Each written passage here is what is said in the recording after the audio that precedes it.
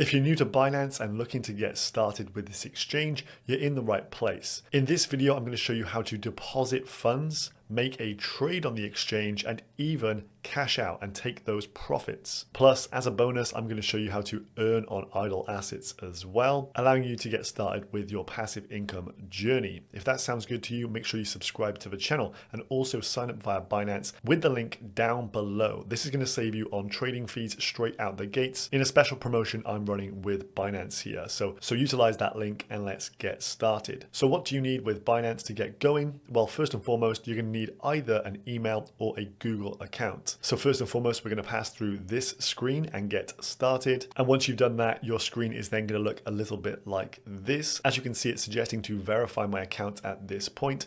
So we're going to go through the steps of how to do this. So first and foremost, you want to go to the icon of your profile and click on dashboard. Then from the dashboard area, what we're going to do is set up our security first and foremost to ensure this account is as safe as possible. So on security, you're going to add a few things. Optionally, you could do biometrics authentication.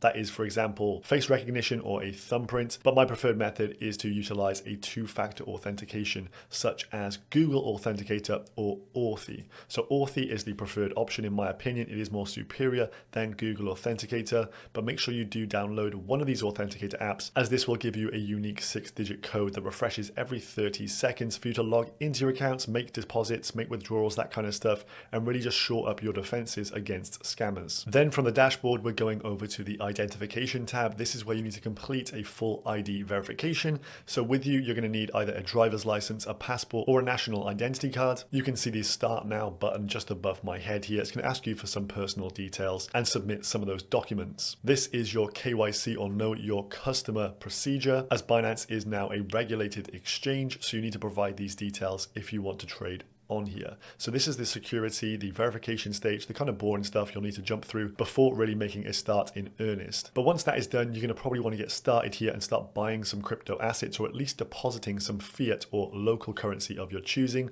So first we're going to start with this, the card deposit tab. So under buy crypto, go to card deposit. I've done this with a few local currencies, including the Australian dollar, euros, and GBP. That is my local currency here.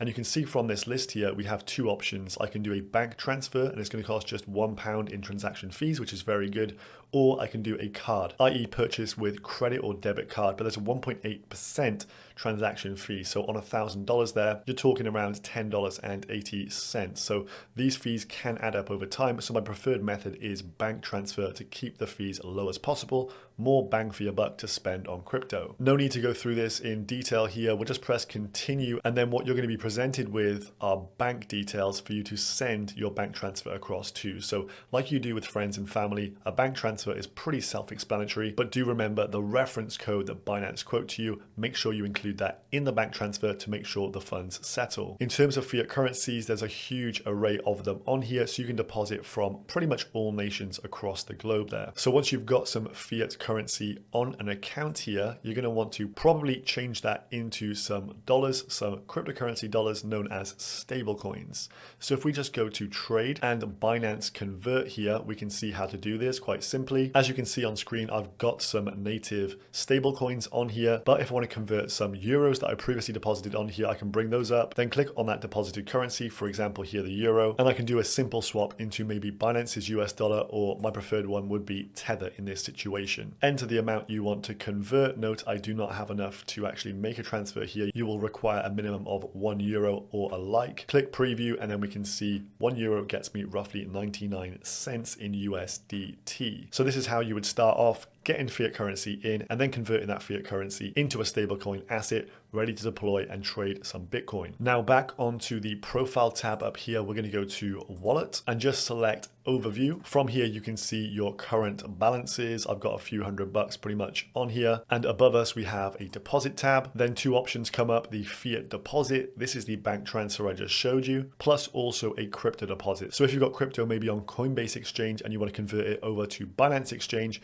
you would click on the deposit here. Other options are to also withdraw as well. So if you want to withdraw some funds from Binance to another exchange, you can do that all neatly from here as well. So I'm going to show you how to do that for USDT. I've previously whitelisted some addresses, so I have a setup like address book ready to go. This is one of the security steps they may point you towards doing, and this is good practice. You know, if you've just got a few addresses you want to move funds between, you want to make sure they're whitelisted, as this will ensure I can only send USDT to those whitelisted addresses. So if someone does hack my account, they can't send it to their own address. So quickly to show you the different fees you pay on different networks. So crypto networks, i.e. the Ethereum network, the Solana network, they all have different transaction costs. And if you're moving, for example, stable coins from one exchange to another, the chances are you can easily send those stable coins across a cheaper network and not having to use Ethereum mainnet. So here we have an Ethereum wallet of mine that I've whitelisted, and if I want to convert my $99 over, I'm only going to receive 96 on the other end, due to the fact Ethereum is costly to use. However, if I pull up my other wallet, which is based on the Solana network here, the amount I would receive is $98.59. I'd pay just an 80-cent fee rather than $3.20, so a bit of a cost saving in there. Now the next feature to show you is how to deposit directly with card and withdraw directly with a card as well. So say you do some trades on here, you bank some nice profits, and you want to cash them out directly to the card that you purchased with, you can do that with this feature here, credit/debit card, and it's got a hot tag on it. There's a pop-up straight on this screen, sell crypto instantly to your card, and I can do this directly with either Euro or GBP right about now. You can see there is a minimum amount, so a minimum of 15 Great British pounds would have to be withdrawn in this fashion. Anything less, it's kind of not worth them doing. So from here, you can actually buy directly using your pounds on your card, make a purchase of Bitcoin,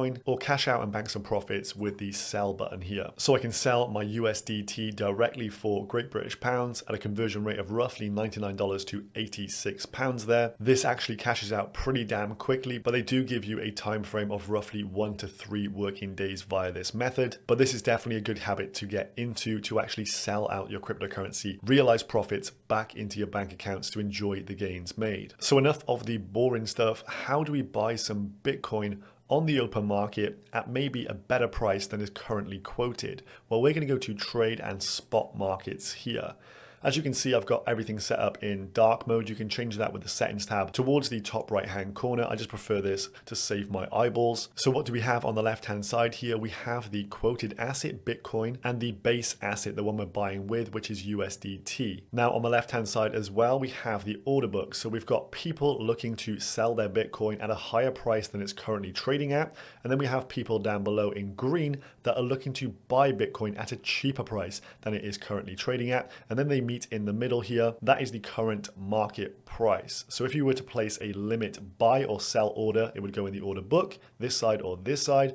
Or if you just take a market price, buy or sell, you are going to get the current traded price. Big thing to note here is the fact there are 0% trading fees on Bitcoin pairs on Binance right now. This is a promotion that's been going for some time. And so this makes it the best exchange for buying Bitcoin at this current moment. Then we obviously have a price chart in front of us. You can change the duration or the time frame we're looking at. Maybe you want to be on a daily, 4 hourly chart, depending on what you're looking to trade here. Are you a long-term investor, or are you trying to make small little trades on a daily basis, maybe on the 15-minute chart? That is totally up to you, but you can read this for yourself. Personally, I do prefer using TradingView in a different tab and then coming over here to make a trade. And finally, on the right-hand side, we have a load of different markets. So these are all the asset markets available on Binance. They have an absolute plethora on here. If you've deposited a local fiat currency, you can see the various markets for those currencies over here as well. Just clicking on that button where it says Euro, and maybe I want to use my Great British pounds directly on the exchange to make a purchase. Well, we can see all the assets that I can buy with pound sterling here. But typically, as I say, I would just convert into USDT because there's a greater number of markets and also better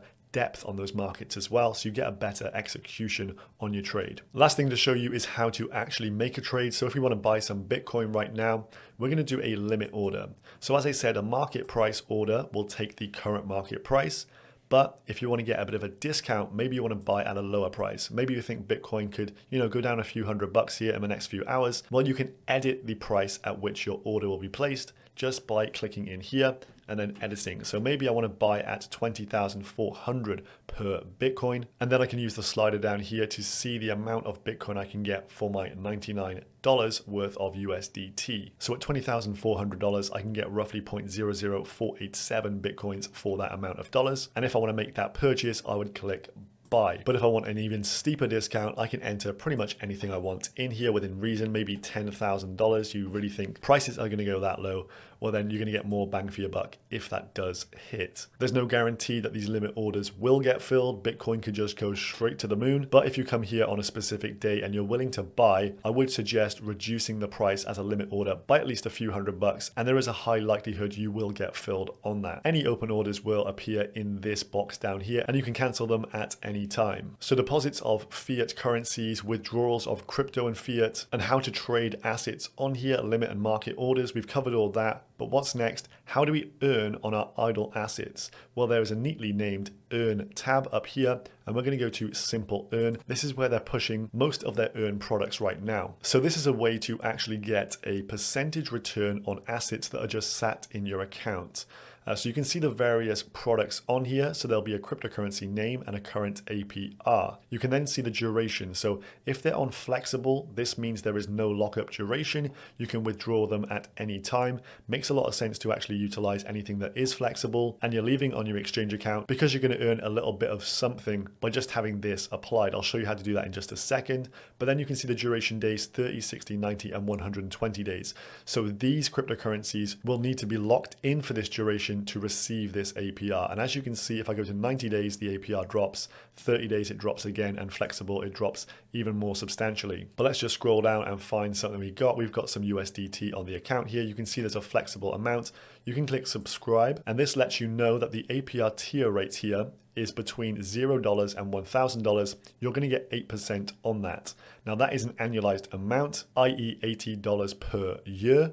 But then if you go over that, so say you've got 1001 USDT, you'll get 8% on the first $1,000, but only 0.7% on the additional all the way up to $5,000. Anything over $5,000, 0.28% is the APR. So definitely good for some small amounts of idle funds on here. And you can see this button over here that says auto subscribe. This means for those USDT coins, the 99 that I've got, they're just sat idly in my spot wallet now. The auto subscribe button will ensure these get converted over to this Simple Earn flexible plan, and I can receive 8% per annum on those USDT by just clicking on that button, and I understand. Now, I would not recommend keeping your crypto, or at least large amounts, on any exchange. Remember, not your keys, not your coins.